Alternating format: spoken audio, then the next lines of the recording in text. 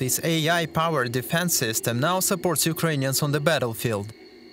So they are surveillance platforms which help soldiers and armies in Ukraine to see you're near the enemy lines, where are the enemy troops moving or what kind of threats there are. Companies like 𝗖𝗲𝗃𝗃𝗃𝗃 have been thriving in Estonia over the past 3 years, boosted in part by Estonia's relatively high defense spending of just under 4%. That's more than Europe's biggest economy, Germany, which spends only 2% of GDP. But the tiny Baltic nation wants to send a signal to its neighbor, Russia. In Europe, but in all over the world, to be honest, the geopolitical situation is quite intense.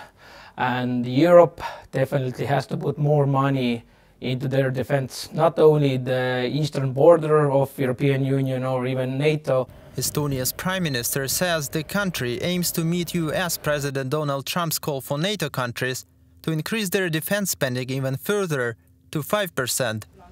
The government says it will pay for the rise by reducing social spending, with cuts to parental allowances, university scholarships and disability benefits. 5% of Estonia's GDP is about 2 billion euros, a huge amount for a country whose economy has been shrinking in recent years. But what do Estonians make of these new costs? We'll have to find the money. What do we do if our neighbor attacks us? Elame siin Venemaa kõrval, midagi teha ei ole. Praegu eriti me peame ikkagi kõigeks valmis olema.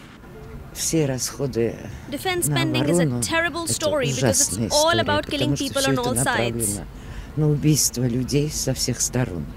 Ma usun, et nad vast leiavad mingisuguse koha, kus kärpida, kus loodetavasti teeb kahju kõige vähemale hulgale inimesele, aga paratamatu on see, et You can do 5%, but please make sure the funds are generated as well.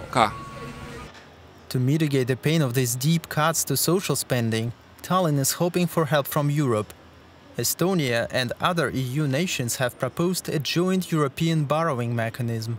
But for Europe, actually, we can see that one of the possibilities is the defense bonds. We actually see altogether what kind of different technology or ammunition or weaponry we need, and we can procure it all together. EU leaders will discuss this concept tested during the COVID-19 pandemic at the next European Council meeting in March.